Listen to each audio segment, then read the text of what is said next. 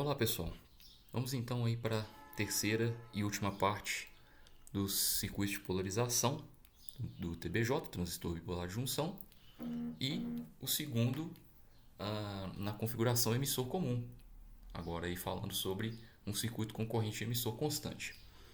Então vamos ao circuito, lembrando que eu já gravei duas partes sobre o circuito de polarização, é importante assistir desde a primeira parte para entender a questão do intuito de se polarizar um transistor e também para verificar as outras duas possibilidades de circuitos de polarização e como eles são analisados.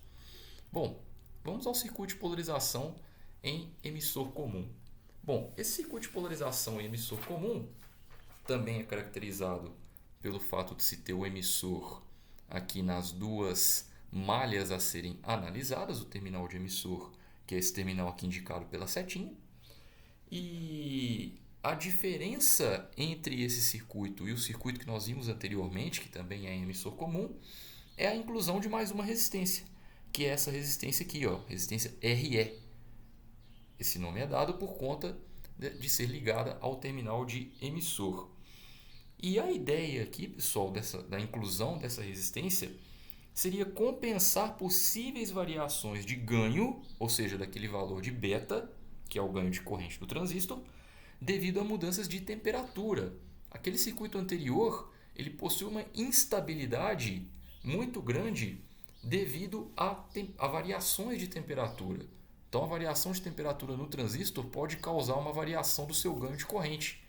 E como não se tem uma resistência ligada aqui ao terminal de emissor, ou seja, nessa situação, o ganho de corrente, que é o beta, ele influencia muito mais nos outros valores aí do circuito, então acaba que esse circuito ele se torna instável devido a isso. Então essa resistência de emissor ela está aqui de certa maneira para minimizar este problema, dar uma maior estabilidade ao funcionamento desse circuito de polarização. Bom, só que a gente tem nesse caso uma resistência a mais a ser calculada, mas nós continuamos tendo duas malhas. A malha aqui, ó, à esquerda, desculpa, à direita, né, do circuito, e também a malha externa. São as mesmas malhas que a gente vai analisar comparando-se aí com o circuito anterior em emissor comum. Bom, então duas malhas e três valores para se descobrir, que são os valores das três resistências, é necessário então adotar um critério inicial. E esse critério inicial, ele inclusive existe na literatura, tá? Então, foi retirado aqui com base em referências bibliográficas de eletrônica, que diz o seguinte: nós podemos considerar então inicialmente o valor da tensão na resistência de emissor, que eu estou chamando de VRE, como sendo 10% da tensão da fonte que alimenta o circuito, ou seja, VCC dividido por 10.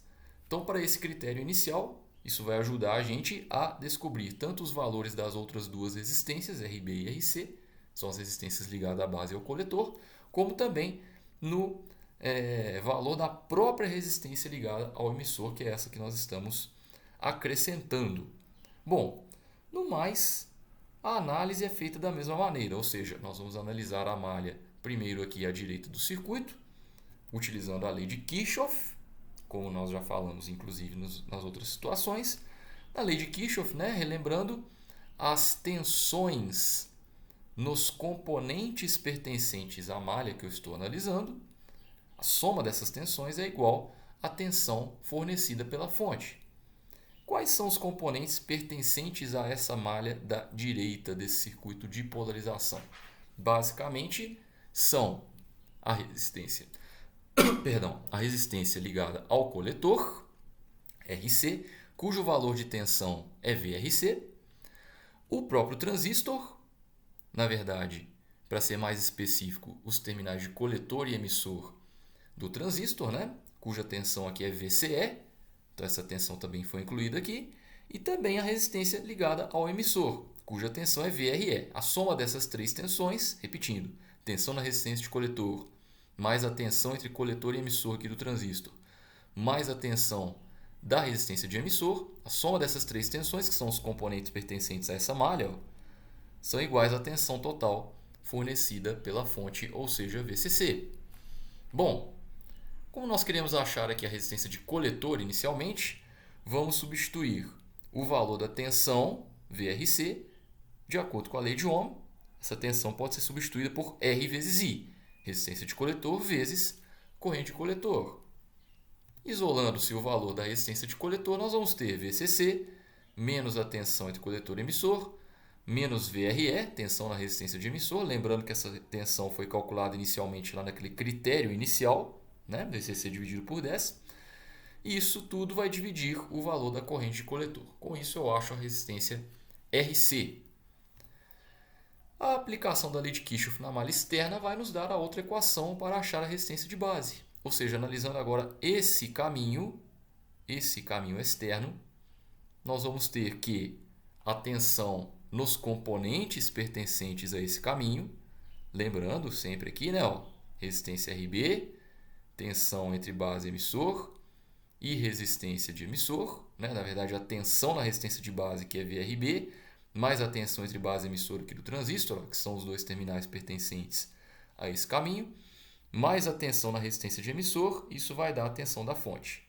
Com isso, eu analisei, então, pela lei de Kirchhoff, esta malha fechada, a malha externa do circuito. Muito bem. Agora, substituindo o valor da tensão VRB por resistência vezes corrente, aplicando-se a lei de Ohm, RB vezes IB, né? Dá a tensão na resistência de base. E isolando-se o valor da resistência de base aí nessa equação, nós vamos ter VCC, tensão da fonte, menos VBE, tensão entre base e emissor, menos VRE, que é a tensão na resistência de emissor, dividido pela corrente de base. Isso vai nos dar o valor do RB, então. Tá? Bom, e a resistência de emissor, eu até não coloquei aí, mas a resistência de emissor pode ser, inclusive, obtida pela lei de Ohm também, né, pessoal? Pegando aqui o valor da tensão VRE, que já teria sido obtida, e dividindo pelo valor da própria corrente IE. Lembrando que a corrente IE pode ser considerada como igual à corrente IC. Nós vamos fazer isso através de um exemplo de fixação, né? Uma atividade de fixação aí. Bom, a atividade de fixação tem o mesmo intuito das atividades que eu fiz nos outros vídeos, ou seja, determinar as resistências lá da polarização do transistor, né? Para esse circuito que nós estamos analisando agora aí, para um ponto de operação específico, né? Que seria lá um ponto que nesse caso seria no meio da região ativa, né? Ou no meio da região ativa ou em algum outro lugar na região ativa. VCE, né? No caso VCE seria a tensão entre coletor e emissor, como sendo metade da tensão da fonte. Corrente de coletor 100 mA, tensão entre base e emissor, como eu já disse aí em vídeos anteriores, 0,7 volts, né? Essa junção base-emissor sempre diretamente polarizada. O valor do beta do transistor foi dado, 250, e a fonte de alimentação possui um valor de 20 volts. Bom, o circuito então a ser analisado é esse, né, que nós estamos acabando de verificar aí. E com esses valores que foram dados, a gente pode primeiro achar o valor da tensão na resistência de emissor. Como eu falei, o critério inicial pode ser utilizado para achar a tensão nessa resistência. A gente vai achar como sendo 10% da tensão da fonte. A tensão da fonte é essa que é de 20 volts. 20 dividido por 10, isso dá 2 volts. Ou seja, a tensão em cima da resistência de emissor é igual a 2 volts. Podemos considerá-la nesse caso com esse valor, admitindo esse critério inicial aí. E através desse valor, com os outros valores que a gente tem aí fornecidos no enunciado dessa atividade, podemos achar a resistência de coletor, que é VCC, tensão da fonte, menos a tensão entre coletor e emissor, menos VRE, que é essa tensão que a gente achou agora, dividido pela corrente de coletor, ou seja, 20 menos 10 menos 2 dividido por 100 mA, né? São todos os valores ou que foram calculados anteriormente, como o caso do VRE, ou dados aí no enunciado da questão. Com isso a gente vai achar então o valor de RC igual a 80 ohms. Então achamos um dos valores de resistência pedidos aí no problema, que é a resistência de coletor. Lembrando, para achar a resistência de base, nós precisamos achar a corrente de base antes. Para tanto, nós vamos utilizar o valor do ganho de corrente beta, né? Eu estou falando aqui de forma mais rápida, pessoal, a resolução desse problema, Porque é uma resolução bem parecida com aquela que nós vimos no vídeo 2, né? Então, para quem viu o vídeo 2, a resolução da atividade e a compreensão do circuito desse vídeo 3 aí, né, dessa parte 3 do circuito de polarização, acaba sendo bastante tranquila, tá? Então, lembrando, o ganho de corrente é IC dividido por IB. Como nós já temos o ganho de corrente do transistor e já temos também a corrente de coletor, podemos achar a corrente de base. Isolando o valor da corrente de base, nesse caso, nós vamos ter IC dividido por beta, ou seja, 100 mA dividido por 250, que é o ganho de corrente para esse exemplo, tá? Nós vamos achar então o valor de IB igual a 0,4 mA. Reparem que é um valor bem menor do que a corrente IC, né? Isso porque o valor de beta costuma ser bastante elevado, tá? E por isso que a gente considera o IC praticamente igual ao IE, né? Porque a corrente de base, nesse caso, praticamente não vai influenciar na corrente de emissor aqui nesse caso. Bom, achamos a corrente IB, agora nós podemos achar a resistência ligada à base, aplicando-se essa expressão aí. VCC menos a tensão base emissor, menos a tensão na resistência de emissor, dividido pela própria corrente de base que a gente acabou de achar. 20 menos 0,7 menos 2, dividido por 0,4 mili. Só lembrando do prefixo mili, né, pessoal? 10 elevado a menos 3 aí, para quem não se lembra. O valor então da resistência de base, fazendo essa conta, 43,25 kΩ.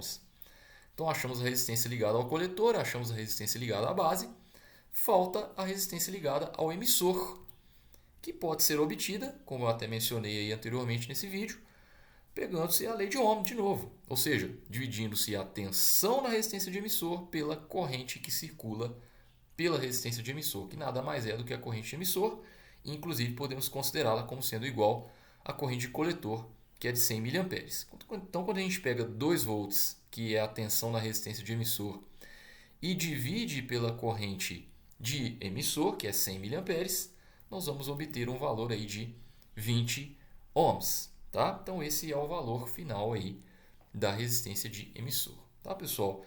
Então, só para a gente resumir a historinha aqui, analisamos aqui então esse circuito de polarização, que se difere do circuito corrente de base constante, né, que a gente viu lá no vídeo 2, simplesmente pela inclusão da resistência ligada aqui ao emissor. Né? Com isso a gente precisou achar, né, o valor de mais uma resistência, e com isso nós vamos ter a polarização do transistor no ponto desejado.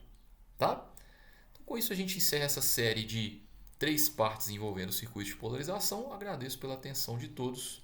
Peço para que se inscrevam no canal para receber as notificações de próximos vídeos. Vou ficando por aqui, um grande abraço e até o próximo vídeo.